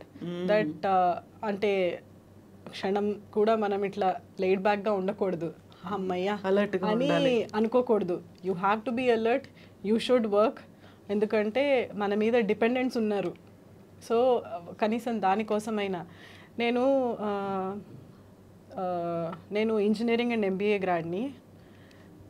మా నాన్నకి నన్ను ఎంఎస్కి పంపించాలి అని ఉండేది. అసలు ఎంఎస్కి వెళ్ళిపోవని చెప్పేవారు. ఆ రోజు కానీ ఇవాళకి కానీ నేను అమెరికా వెళ్ళకపోవడానికి కారణం, నేను సంపాదించే ప్రతి రూపాయి ఈ దేశంలోనే ఖర్చు పెట్టాలి, ఇక్కడే సంపాదించాలి, ఇక్కడే ఖర్చు పెట్టాలి. ఎప్పుడో 30 ఏళ్ల క్రితం ఒక రకంగా చూసాం ఇండియాని, మనం ఇక్కడ ఉన్నప్పుడు we have to see that change. ఆ చేంజ్లో మనం భాగం అవ్వాలి. మనం ఎంత చేయగలిగిందే అంత వీ విల్ డూ. అంటే each and every drop becomes a ocean కదా. ఒక చిన్న డ్రాప్ అయినా చాలు, ఉడతా భక్తిగా ఈ దేశానికి ఎంత చేసినా చాలు అన్న దానికోసమే ఇప్పటి వరకు చేస్తూ ఉన్నాను. అండ్ దానికి ఒక చేయూత చిన్నగా చేసేవాళ్ళం అప్పట్లో. గత 3.5 yearsగా నా హారైజాన్స్ అనేవి నేను ఎక్స్పాండ్ చేసుకోగలను, ఐ కెన్ డూ మోర్ అని ఒక కాన్ఫిడెన్స్ ఇచ్చింది రాము గారు. So the situation we're in, we can do much more for society అని ఒక కాన్ఫిడెన్స్ వచ్చింది. And that is motivating me. And financial planning, as we're doing. ఇందాక చెప్పినట్టు ఆ జాగ్రత్తలు ఖచ్చితంగా పాటిస్తూనే ఉన్నాము. ఎప్పటికప్పుడు మాకు అది గుర్తు చేయడానికి we have our respective spouses and children at home. Okay, నువ్వు చేస్తున్నది ఒక పరిధి దాటి మాత్రం చెయ్యొద్దు. Don't get your family on to roads, అంతే. సో అది పాటిస్తూనే చేస్తున్నాము. అది చేయడానికి ఎక్స్ట్రా అవర్స్ లిటరల్ కష్టపడుతున్నాం కూడా. మనం మామూలుగా ఓటీ చేస్తున్నారు అనుకుంటాం కదా, సో ఓటీ మేము కూడా చేస్తున్నాము just to ensure that we support our extended family. So ఎంత ఎక్స్టెండెడ్ ఫ్యామిలీ కోసం ఓటీ చేస్తున్నాము అనుకున్నప్పుడు కూడా మీరు ఒక ఫస్ట్ స్టార్టింగ్లో సరే ఓకే వారం రోజులు, తర్వాత నెల రోజులు అనుకున్నప్పటికీ ఈ ఫేజ్ అయిపోయినాయండి, ఫస్ట్ ఫేజ్ అయిపోయినాయండి, సెకండ్ ఫేజ్ అయిపోయినాయండి అనుకున్నప్పటికి కూడా ఇప్పటికీ కూడా ఇంటి ముందు లైన్ అనేది కనిపిస్తుంది. ఏటీఎం దగ్గర నుంచి వచ్చేవాళ్ళు, రైస్ ఏటీఎం కోసం వచ్చేవాళ్ళు, లేకుంటే హెల్ప్ కోసం వచ్చేవాళ్ళు. So before corona, after corona ఇవన్నీ చూసినప్పుడు లైఫ్, వరల్డ్ అంతా మారిపోయింది కదా. సో ఎస్, ఈ రోజుకి అంటే లేదు, మా ప్రిషాకి కంప్లీట్గా ప్రాజెక్ట్ అనేది ఫుల్ఫిల్ అయింది, మిషన్ అకంప్లిష్డ్ అనే ఒక ఆ భావన ఎప్పటి వరకు వస్తుంది అనుకుంటున్నారు? సో యాక్చువల్గా దీనికి అలా రావాలని మేము ఏం చేసామంటే మేడం, ఇంకా ఈ వీకెండ్తో అయిపోతుంది, ఇప్పటివరకు అయిపోతున్నారు అనుకున్నప్పుడల్లా కొత్త కొత్త ప్రాబ్లమ్స్ తోటి మీడియా, సోషల్ మీడియా చాలా పవర్ఫుల్. సో ఈ పాత ఇంటర్వ్యూసో, పాత పేపర్ కటింగ్స్లో ఏమైపోయేదంటే వాళ్ళు కొత్తగా చూసేవాళ్ళు. చూసినప్పుడు కొత్తగా వాళ్ళ ఊర్లో ఎవరికైనా కష్టం వస్తే, ఇవో పలానా దగ్గర చూసాను, ఈసారికి వెళ్ళిపోయి కలిసి రండి అని చెప్పేవాళ్ళు. అంటే వాళ్ళకి ఫస్ట్ టైం వాళ్ళకి మనందరికోమో ఇంక ఇది మిషన్ అకంప్లిష్మెంట్, ఇప్పటివరకు వచ్చిన వాళ్ళది క్లోజ్ చేసినాం కదా అని అనుకుంటాం. కానీ వాళ్ళకు కొత్తగా వచ్చింది ప్రాబ్లం. అనుకోకుండా రోడ్ యాక్సిడెంట్లో అందరూ రోడ్ మీద పడ్డారు, లేదా ఏదో జరిగింది. సో వాళ్ళకి ఇంకా ఎవరు దిక్కులేరు అనుకున్నప్పుడు ఇవి వచ్చినప్పుడు మనం ఎట్లా క్లోజ్ చేస్తాం? క్లోజ్ చేయలేం. సో రెండోది మేము ఏం చేసామంటే ఇది ఆపడానికి చాలామంది ఫ్రెండ్స్ అండ్ నోన్ పీపుల్ని ఇన్స్పైర్ చేసాం. ఎలాగంటే లెట్సే మీ పిల్లల బర్త్డేస్ కానీ, మ్యారేజ్ డేస్ కానీ, యానివర్సరీస్ కానీ ఉన్నప్పుడు ఈ 2 ఏళ్ళు మాత్రము మీ దగ్గరలో ఉన్న వాళ్ళే ఎవరో ఒకరు ఇబ్బందులు ఉన్న కనపడతారు. వాళ్ళకు ఒక ఇస్త్రీ పెట్టే లేక ఇబ్బంది పడే వాళ్ళు ఉంటారు, ఒక ఇస్త్రీ పెట్టే కొనిస్తారా? లేదా ఒక మిషన్ ఇవ్వగలిగితే నిలబడతారంటే ఒక కుట్టు మిషన్ ఇవ్వగలుగుతారా? లేకపోతే ఏదో ఒకటి మీ పిల్లల పేరు మీద ఇచ్చి చూడండి. ఆ సాటిస్ఫాక్షన్ అనేది మీ స్వయంగా మీ చేతులతో ఇస్తే వాళ్ళు తిరిగి చూసేది ఒక్కసారి మీకు తెలిస్తే మీరు లైఫ్లో జాయ్ ఆఫ్ గివింగ్ని మర్చిపోరని చాలామంది ఇన్స్పైర్ చేశాం. మొన్న ఎలక్షన్ టైంలో ఎలక్షన్ కోడ్ ఉంది. కోడ్ ఉన్నప్పుడు మేము ఇవ్వకూడదు బయట, ఎందుకంటే మాకు పొలిటికల్ పార్టీకి సంబంధం లేకపోయినా కానీ ఎలక్షన్ కమిషన్ వాళ్ళు సీరియస్ అవుతారని మేము పెట్టలే. ఒక అతను వచ్చాడు యూఎస్ నుంచి. తను ఏమన్నాడంటే, సార్ నేను రేపే వెళ్ళిపోతున్నాను అమెరికాకి, బట్ నా కూతురు విష్ ఏంటి అని అంటే, డాడ్ నువ్వు బ్యాక్ టు యూఎస్ వచ్చేలోగా రైస్ ఏటీఎం దగ్గరికి వెళ్ళి అంకుల్ వాళ్ళని కలిసి మేడంతో మాట్లాడి ఒక ఇద్దరికైనా ఏదన్నా ఒకటి అక్కడ వచ్చిన వాళ్ళతో మాట్లాడి హెల్ప్ చేసి రానన్నది. సో తను వచ్చి ఏమంటాడంటే, లేదు సార్ మనకు పార్టీస్తో సంబంధం లేదు, పాలిటిక్స్ సంబంధం లేదు కాబట్టి ప్లీజ్ నేను ఒక 2 ఇస్తాను, కంట్రిబ్యూట్ చేస్తాను ప్లీజ్ అని అంటే, ఇంకా అక్కడికి వచ్చిన వాళ్ళతో ఆయనే మాట్లాడించిన. సో 10 మెంబర్స్లో 2ని చూస్ చేసుకున్నాడు. ఇద్దరికి మీకు ఏంటంటే, ఒకరికేమో పుష్కాట్ ఇంట్రెస్ట్, వాళ్ళు పండ్లు ఏవో అమ్ముకోగలుగుతారు, అంతకన్నా కాదు, ఒకరికేమో కుట్టు మిషన్. అవి 2 ఇస్తున్నప్పుడు సడన్గా ఎలక్షన్ కమిషన్ వాళ్ళు వచ్చారు. మీరు ఎందుకు ఇస్తున్నారు ఇవి తప్ప అంటే, నేనన్నా సార్ నేనైతే ముందే చెప్పిన చూడండి అనగా తను వెళ్ళి క్లియర్గా ఎక్స్ప్లెయిన్ చేయగలను. సార్ నేను ఒక ఎన్ఆర్ఐని, ఈరోజు నైట్ నా టికెట్స్ బుక్ అయినాయి, నేను వెళ్ళిపోతున్నా, ఇది నా కూతురు విష్. సో నేనే సార్ని ఫోర్స్ చేసి ఇప్పిస్తున్నట్టు, అయ్యో మీకు పాలిటిక్స్తో సంబంధం లేదు కాబట్టి మేము కూడా we heard about this rice ATM concept, you can go head అని వెళ్ళిపోయారు. That's all. అంటే మేము ఎక్కడ కూడా సిస్టమ్ని రెస్పెక్ట్ చేసినాం. మేము గవర్నమెంట్ని ఏ రోజు నిందించలేదు, లేదా మేమైతే పార్లర్ గవర్నమెంట్ నడిపేయలేదు. గవర్నమెంట్ చేయలేని వాళ్ళు, అంటే ఫర్ ఎగ్జాంపుల్ ఇప్పుడు 10 సంవత్సరాల క్రితం పెళ్ళైన వాళ్ళు బయటకు వచ్చి ఇప్పుడు పిల్లలు కూడా అయ్యారు. 10 ఏళ్లలో రేషన్ కార్డు ఇవ్వలేదంటే అక్కడ ఒక ఫ్యామిలీకి రేషన్ కార్డు రానట్టే కదా. లేదా పిల్లలు చాలా మూర్ఖంగా ఆలోచించి పేరెంట్స్ దగ్గర నుంచి లాక్కొని పోతే వీళ్ళు రోడ్డు మీద పడినట్టే కదా. కొంతమందికి తమ్ ఇంప్రెషన్ బాగాలేదని, కొంతమందికి ఐబాల్ లేదని, కొంతమందికి హౌస్ నెంబరే లేదని, ఏదైనా లోన్స్ ఇప్పిద్దామని, ఇలాంటి వాళ్ళందరినీ 20 ఏళ్ళు 30 ఏళ్ళుగా ఒకరింట్లో వంట మనిషిగా ఉన్నామని, ఇంకా ఏజ్ అయిపోయింది, కరోనా టైం కదా, రిస్క్ వద్దు నువ్వు వెళ్ళిపో అన్న వాళ్ళు, ఇలాంటి వాళ్ళందరినీ ఇంకా మేము తప్ప ఎవరు, వాళ్ళు వచ్చినప్పుడు ఏమంటారంటే దేవుడు మీకు మీ దగ్గరికి పంపించిండు, నువ్వు ఆపేస్తే మేము ఇంకా ఆయన దగ్గరికి పోవడం తప్ప మాకు వేరే ఆప్షన్ లేదు. నువ్వు అంటే ఇంక ఇప్పుడు మళ్ళీ కొత్తగా మేము వాళ్ళందరికీ రేషన్ కార్డు అప్లై చేసే వాళ్ళకు ఉంటే చేయించి, ఏదైనా పెన్షన్ వచ్చేది ఉందంటే వాళ్ళకి ఒక ఈ సేవ పెన్షన్ దగ్గర పంపించి చేయించి కొన్ని చేసి, ఇంత చేస్తున్నా సరే స్టిల్ ఒక సెగ్మెంట్ పీపుల్ అనేటోళ్ళు ఉన్నారు, వాళ్ళు వస్తూనే ఉన్నారు. మేము మా విష్ కూడా ఏంటి అని అంటే చాలా తొందరగా ఈ మిషన్ అకంప్లిష్మెంట్ ఇది అయిపోవాలి, ఆగిపోవాలి ఇంకా. ఎందుకంటే మీరన్నట్టుగా మేము లోన్స్ పెట్టి ఇల్లులు కార్ కొనుక్కో, ఇప్పుడు ఎన్ని రోజులంటే పిల్లలు మాత్రం కాంప్రమైజ్ అవుతారు. నేను పగిలిపోయిన ఫోన్ వాడగలుగుతా. చాలామంది ఏమనుకుంటారంటే ఇప్పుడు మీరు నమ్మరు, ఇది ఒక 7 years నేను కొని ముక్కలు ముక్కలు అయి ఉంటుంది, బట్ నా పిల్లలకు నేను ఈ ఫోన్ ఇప్పించలేను. అరే అందరు ఐఫోన్ వాడతారు, అడ్వాన్స్ వాడతారు, నువ్వేంది డాడీ అని అంటే నాకు అది లగ్జరీ, ఇది నడుస్తుందిగా, నడిచిన రోజులు నడవది, నష్టమేమో, కాల్స్ రిసీవ్ చేసుకుంటాను కదా, కాంప్రమైజ్ కాగలుగుతాను. ఎగ్జాక్ట్లీ. సో పిల్లలకు వచ్చేటప్పటికి ఏంటంటే వాళ్ళు ఎదుగుతున్నప్పుడు మనం కొన్ని ఇవ్వాలి. సో బయట చూసే వాళ్ళు ఏమనుకుంటారంటే వీళ్ళకు కంఫర్ట్గానే ఉన్నారు, వీళ్ళకి ఎవరో హెల్ప్ చేస్తున్నారు, లేకపోతే వీళ్ళు ఏం చేయగలుగుతున్నారు అనుకుంటారు. మేము ఎన్జిఓస్కి వ్యతిరేకం కాదు, they are doing fantastic job. మేము ఎందుకు ఎన్జిఓ పెట్టలేదనంటే మా జాబ్లు మాకున్నాయి, సో మేము ఎన్జిఓ నడపలేము. ఫర్ ఎగ్జాంపుల్ నేను ఎన్జిఓ పెడతాను మేడం, కవిత గారు అభిమానంతో 5,000 పంపిస్తారు ఎవరికైనా హెల్ప్ చేయమని. నేను అప్పుడు ఆఫీస్లో మీటింగ్లో ఉంటా, మీరు కాల్ చేస్తారు ఎవరికి హెల్ప్ చేసినామని కనుక్కుందామని, నేను ఎత్తాను. మీ ఫీలింగ్ ఏముంటుంది? అసలు నేను రాము గారు ఎంతో మంచోడు అనుకున్నా కానీ కనీసం ఫోన్ కూడా ఎత్తట్లేడు, వీడికి 5,000 ఇచ్చే ముందు అయితే ఎత్తిండు, ఉంటుందా ఉండదా? అదే డిలే చేస్తున్నాడు, ఎందుకు డిలే చేస్తున్నాడు, ఆన్సరబిలిటీ అనేది పెరుగుతుంది. ఆ 5 years నేను మీటింగ్లో ఉన్నంతసేపు మీలో రకరకాల క్వశ్చన్స్ వస్తాయి. సో నేనేమనుకుంటా, నేను ఎవరికి ఆన్సరబుల్ ఉండొద్దు, నా దగ్గర ఉన్నప్పుడు మేము పెడతాం, మా దగ్గర లేనప్పుడు అమ్మ మాకు అంత లేదు ఇంత ఉంది, ఈ నెలలో నేను ఇవ్వలేను, నాకు నెక్స్ట్ మంత్ శాలరీ వచ్చినాక ఇస్తా. వాళ్ళు కూడా అర్థం చేసుకుంటారు, అవునులే వీళ్ళకి కూడా శాలరీ మీద డిపెండెంట్ కానా. సో ఈ సిస్టంలో మేము అందరికీ క్లారిఫై చేయాలనుకుంది ఏంటి అని అంటే, మేము మా దగ్గరకు వచ్చిన వాళ్ళలో ఎంతవరకు చేయగలుగుతామో అంతవరకు చాలా ఇష్టంగా చేస్తున్నాం. Everyday we're sincerely praying God, ఇంక ఇది అకంప్లిష్మెంట్, దీన్ని క్లోజ్ చేద్దాము, ఇంకా వేరే ఇలాంటి పరిస్థితి మళ్ళీ ఒకసారి రావద్దు. మీరు నమ్మరు, నేను అసలు ఎవరికి ఇప్పటివరకు ఇంటర్వ్యూస్లో చెప్పలే కానీ పిల్లలు నా దగ్గర ఉన్నారు, చూస్తున్నారు, రోజు వైఫ్ చూస్తుంది, ఆఫీస్కి మేనేజ్ చేస్తున్నా. కానీ లాస్ట్ 1 yearలో నేను I lost my both the parents, నా ఫాదర్ని మదర్ ఇద్దరిని కోల్పోయినా. కానీ నా జీవితంలో ఏం లోటు ఉందనంటే చివరి క్షణాల్లో నేను మా పేరెంట్స్ టైం వేయలేకపోయినా. ఒక్కసారి అంటే మీరు ఈ లాస్ట్ ఒక 6 monthsలో ఒక 100 times ఏడ్చుంటా. ఏంది అని అంటే ఇంతమందిని ఆదుకున్నా, ఇంతమందికి కొడుకునైనా నువ్వు తప్ప మాకు ఎవరు లేరన్నారు. కానీ నాకు జన్మనిచ్చిన తల్లికి నేను లాస్ట్ మినిట్లో ఎంత టైం ఇవ్వగలిగినా. ఎప్పుడు చూడు సాటర్డే సండే వస్తే rice ATM, Monday to Friday office. ఇంకా మరి వాళ్ళ దగ్గరికి నేను ఎప్పుడు పోయి మాట్లాడగలిగినా?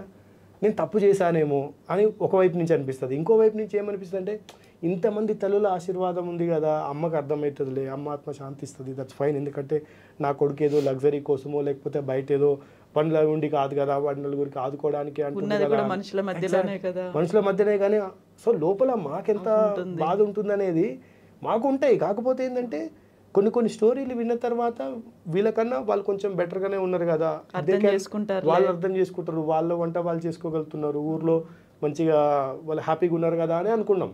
సో అట్లా పర్సనల్గా కొన్నిసార్లు ఏమవుతుంది అని అంటే కొన్ని సాక్రిఫైస్ చేయాల్సి వస్తుంది.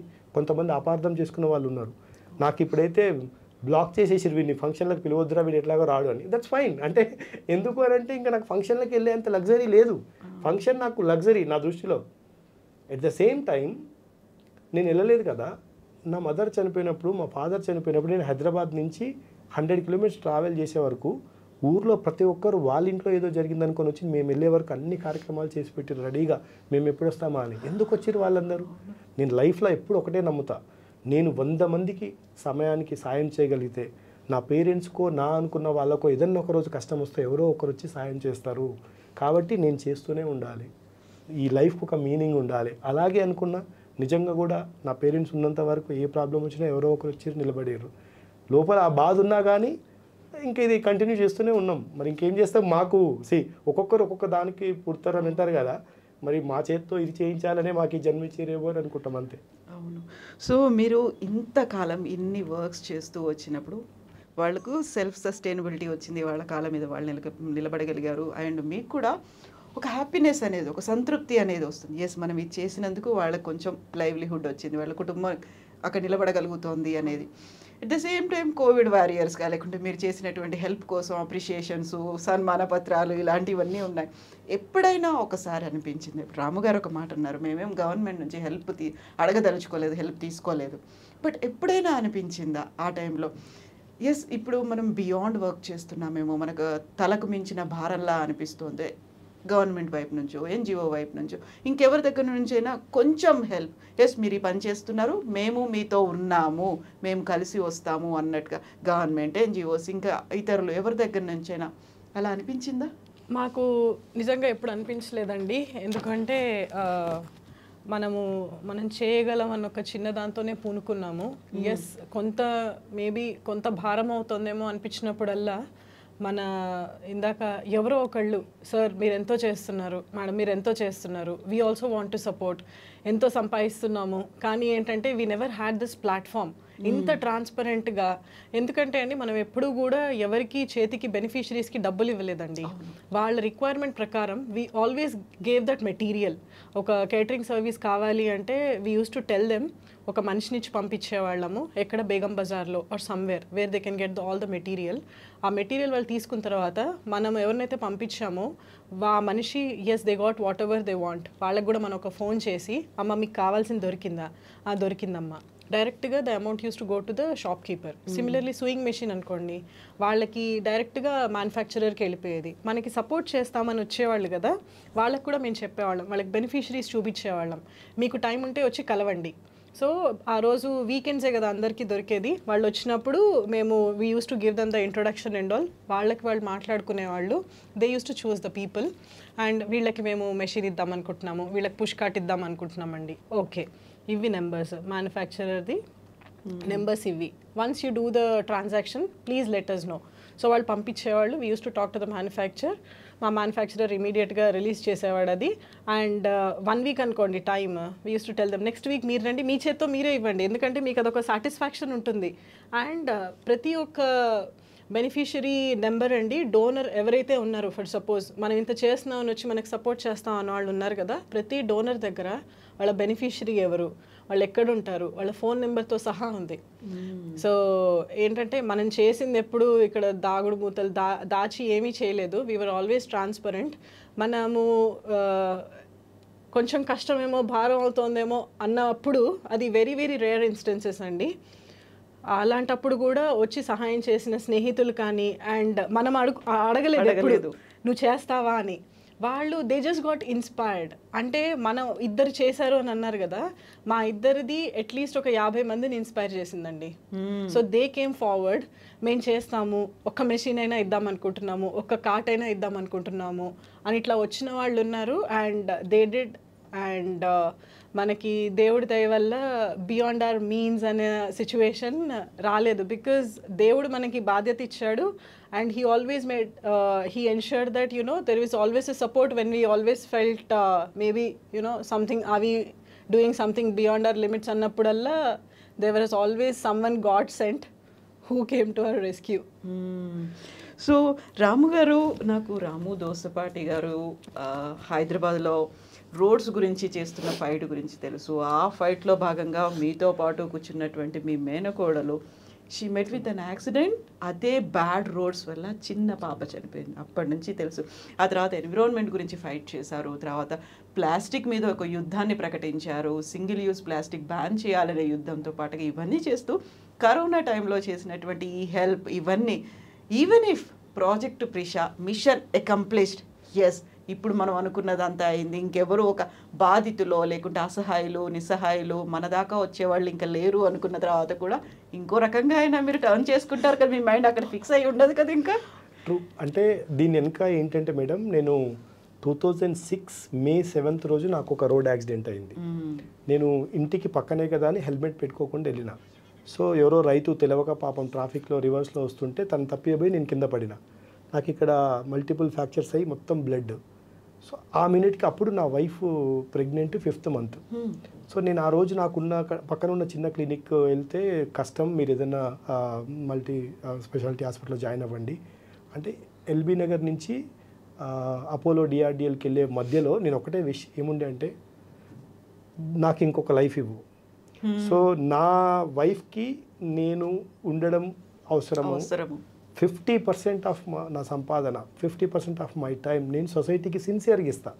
This is my promise to you. నేను ఉన్నంత వరకు ఈ భూమి మీద నేను అది మర్చిపోను.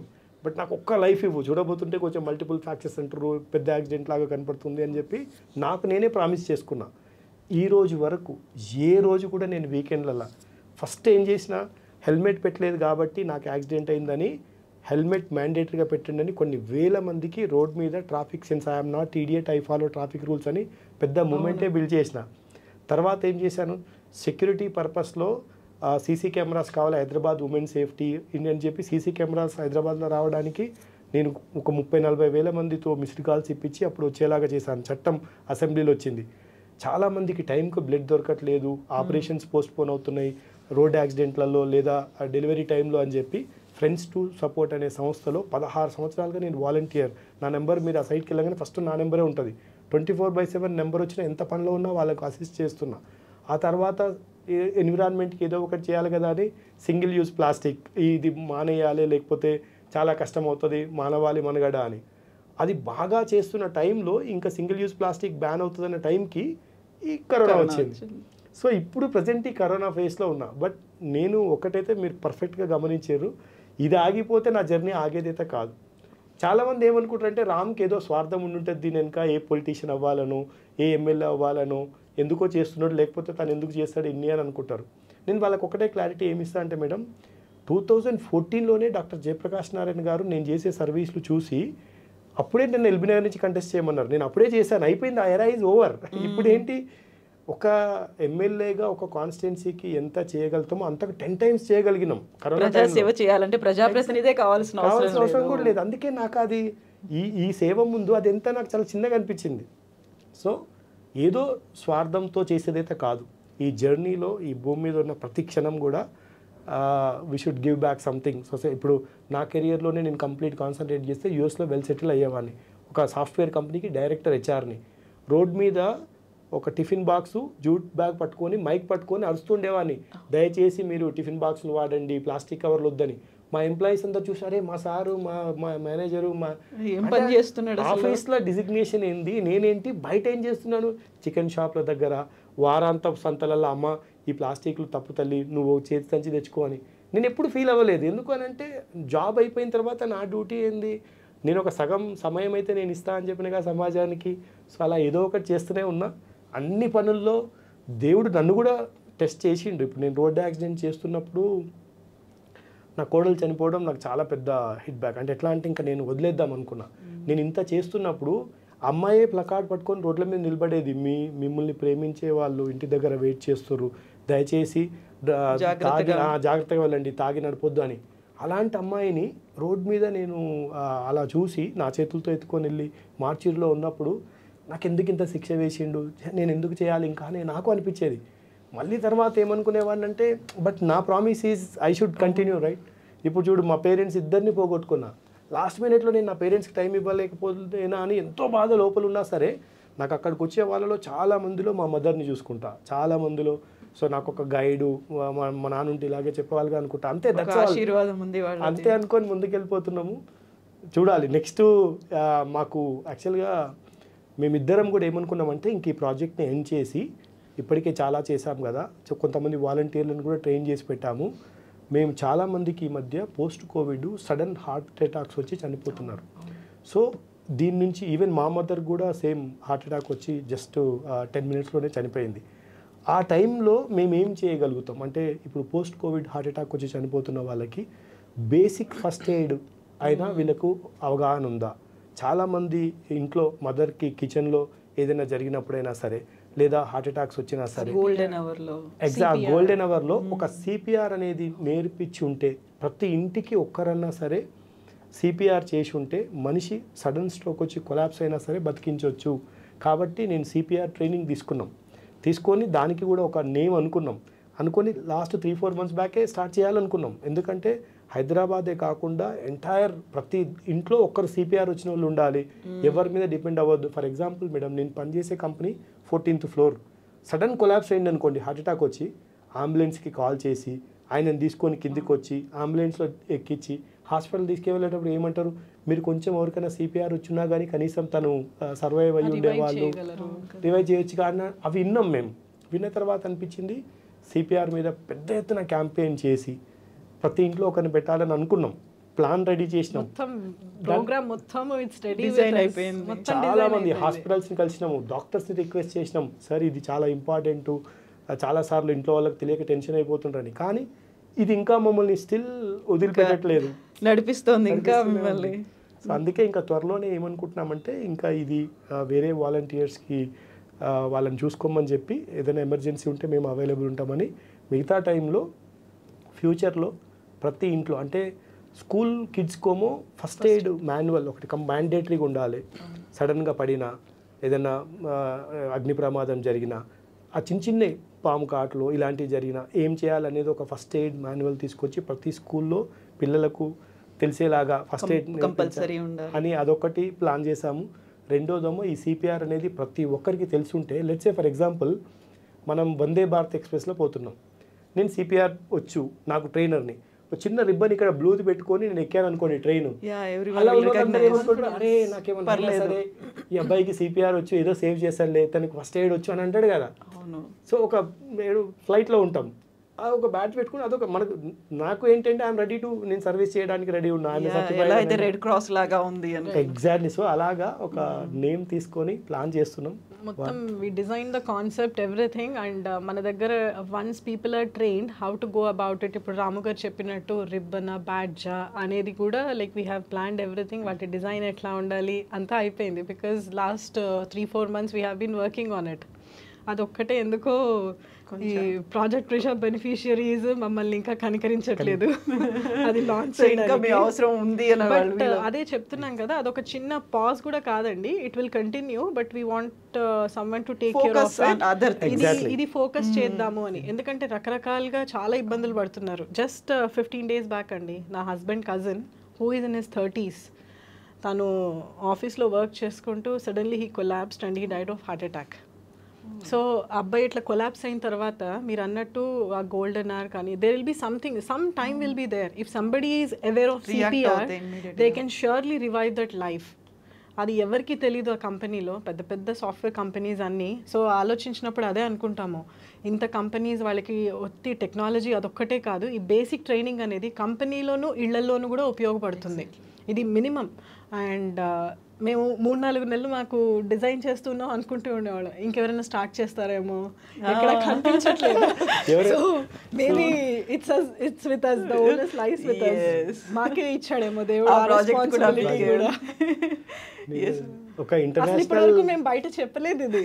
ఎగ్జాక్ట్లీ ఫస్ట్ టైం రివీల్ చేశాము. చెప్తున్నాము ఎక్కడో ఒక కాల్లో నేను యూఎస్ వాళ్ళతో మాట్లాడుతుంటే వాళ్ళు అరే అవును ఇట్స్ ఎ గ్రేట్ థాట్, ఇక్కడ కూడా చాలా మందికి తెలియదు సిపిఆర్ మీరు స్టార్ట్ చేయండి అంటే. ప్రపంచం మొత్తం పోస్ట్ కోవిడ్ తర్వాత ఈ సడన్ కొలాప్స్లలో సడన్ డెత్స్లో కనీసం కాపాడే ప్రయత్నం కూడా చేయడానికి కూడా మినిమం అవగాహన లేదు. మాకు ఒక్కటే ఏంటి అని అంటే మేమిద్దరం డాక్టర్స్ కాదు, సో మేము వెళ్ళేదేమో ఒక ఛాలెంజింగ్ రోల్లోకి. కాబట్టి మాకు ట్రైన్డ్ సర్టిఫైడ్ డాక్టర్స్ ఎప్పుడు మాతో ఉండేలాగా, దగ్గరలో ఉన్న హాస్పిటల్స్ కూడా కొంత సిఎస్ఆర్ కింద ముందుకొచ్చి వాళ్ళు అవగాహన కల్పించేలాగా ఎక్కడికక్కడ హాస్పిటల్స్తో టైఅప్ అయ్యి వాళ్ళని తీసుకొచ్చి డాక్టర్స్తో మాట్లాడించి దెన్ బ్యాక్గ్రౌండ్ వర్క్ అంతా చేద్దామన్నది ఆలోచన. ఫస్ట్ టైం మీ దగ్గర ఓపెన్ అప్ అయ్యాము. సో ఇప్పుడు మీరు చేస్తున్నటువంటి ప్రాజెక్ట్ ప్రిషా కంటే కూడా ఇది ఇంకా పెద్ద ప్రాజెక్ట్, చాలా పెద్ద ప్రాజెక్ట్. మీరు అనుకున్న దానికి ప్రతిదీ కూడా అంతకు మించిన ప్రాజెక్ట్. ఫస్ట్ భోజనం పెట్టాము, తర్వాత సెల్ఫ్ సఫిషియెంట్ చేసాము. ఆ సెల్ఫ్ సఫిషియన్సీలో కూడా లైఫ్ కి థ్రెట్ వస్తే టు రివైవ్ ఏంటి అనేది we're moving to that concept ఇప్పుడు.